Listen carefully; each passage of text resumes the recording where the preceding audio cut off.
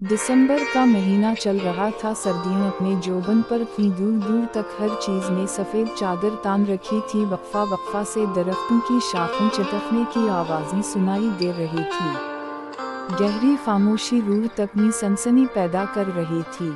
मिट्टी का कमरा जिसके बीचों बीच हम सब दादी को घेरे में लिए बैठे थे।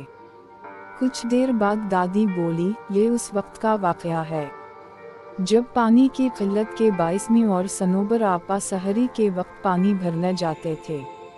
सनोबर आपा मुझसे उम्र में काफ़ी बड़ी थीं। सनोबर आपा कभी अजान से पहले और कभी अजान के फौरन बाद पानी भरने के बर्तन लिए आती और हमारे घर की दीवार पर बर्तन से ज़रबें लगाती। मेरा बिस्तर दीवार के साथ होता, इसलिए मैं फौरन उठ जाती, अपने बर्तन उठाती और बाहर आ जाती।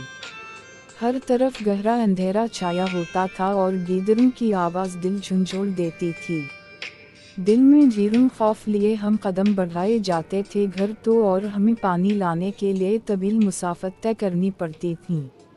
झाड़ियों में थोड़ी सी हिलचल होती तो हमारा दिल उछल के हलक़ में आन पहुंचता। सनोबर आपा काफ़ी मजबूत थी, जबकि मैं काफ़ी डरपोक थी। पानी लाना मेरी मजबूरी थी क्योंकि घर में एक बूढ़ी सास थी और 3 बच्चे, मेरी एक बेटी और 2 बेटे। शौहर तो रोज़ी रोटी कमाने के सिलसिले मुल्क के बाहर होते थे। आगे आगे सनोबर आपा होती थी, पीछे में होती थी और कभी कभार तो मुझे महसूस होता था कि मेरे पीछे कोई और भी चलता आ रहा है। अपने पीछे उठाए जाने वाले कदमों की आवाज़ साफ में सुनती थी, लेकिन मुझे सनोबर आपा हमेशा नसीहत करती थी कि कभी किसी चीज़ के पीछे ना जाना, चाहे तुम कुछ भी देख लो, और कभी पीछे मुड़कर नहीं देखना, चाहे तुम्हें कुछ भी सुनाई दे रहा हो। मैंने उनकी बात को दिल पर नक्श कर दिया। मैं अपने पीछे कदमों की चाप सुनकर ज़ोर से आँखें बंद कर लेती और दिल में अल्लाह का वरद शुरू कर देती। लेकिन जब सफ़र तय करने के बाद बैठने को जी चाहता तो यूं महसूस होता जैसे साथ कोई बैठा है। गर्दन घुमाकर इधर उधर देखने पर सिवाय अंधेरे के कुछ दिखाई ना देता। हमारा रोज़ का आना जाना था। एक रोज़ मुझे आवाज़ आई कि दीवार पर ज़रबें मारी जा रही हैं। मैं उठी, अपने बर्तन उठाए, लेकिन गहरा अंधेरा देखकर डर गई। मुझे महसूस हो रहा था जैसे आधी रात का वक्त हो। मैं बाहर गई तो देखा सनोबर आपा का दूर दूर तक कोई निशान नहीं था। मैंने ये समझकर कदम रास्ते पर डाल दिए कि वो ज़्यादा दूर नहीं होंगी और मैं उन तक पहुंच जाऊंगी। गीदड़ों की आवाज़ें पल भर को मेरे कदम साकत कर देती थी। मैंने भागना शुरू कर दिया, लेकिन मैं उन तक नहीं पहुंच सकी। सनोबर आपा वहाँ मौजूद नहीं थी। मैं थोड़ा ऊपर खड़ी थी और नीचे देखा जहाँ पानी का कुआं था। ऐसा महसूस हो रहा था कि कोई पानी के डोल अपने ऊपर बहा रहा हो। मैंने नीचे जाना ज़रूरी ना समझा और पानी का डोल उल्टा कर इस पर बैठ गई। लेकिन थोड़ी देर बैठने के बाद भी पानी की आवाज़ आ रही थी। मुझे अजीब ख्यालात आ रहे थे और पानी की आवाज़ से खौफ महसूस हो रहा था।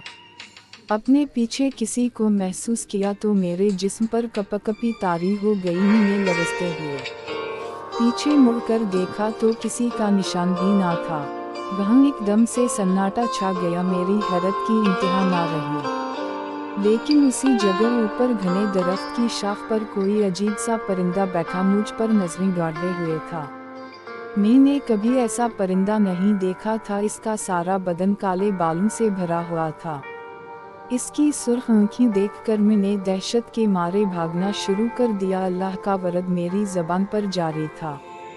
मैंने 1 मिनट के लिए भी रास्ता में रुकना मुनासिब नहीं समझा और अपने घर के पास पहुंचकर दरवाजे की तरफ हाथ बढ़ाया ही था कि उसी वक्त सनोबर आपा अपने घर का दरवाज़ा खोलकर बाहर निकल आए। उनके पास डॉल भी थे और मैं दरवाज़ा खोलना चाह रही थी, लेकिन वहीं ही बेहोश हो गई। आँख खुली तो देखा इर्द गिर्द सब जुमा थे। सनोबर आपा के घर के सब अफराद भी बैठे थे। मैंने पानी के लिए आवाज़ दी तो सब लपक आए। मालूम हवा कि आज चौथा रोज़ था और मैं मुसलसल बेहोशी की हालत में थी। मैंने उस रोज़ का वाक़या सबके गोश गुजार किया तो सनोबर आपा माथा पीट के रह गईं और बोली, जैसा तुम कह रही हो ये दुरुस्त है, शक्र है कि तुम जिंदा सलामत लौट आई हो। मैंने रब का शुक्र अदा किया, आज भी बदन पर सनसनी तारी हो जाती है जब कभी उस पानी की आवाज़ और इस अजीब परिंदे का बालों भरा जिस्म आँखों के सामने आ जाए।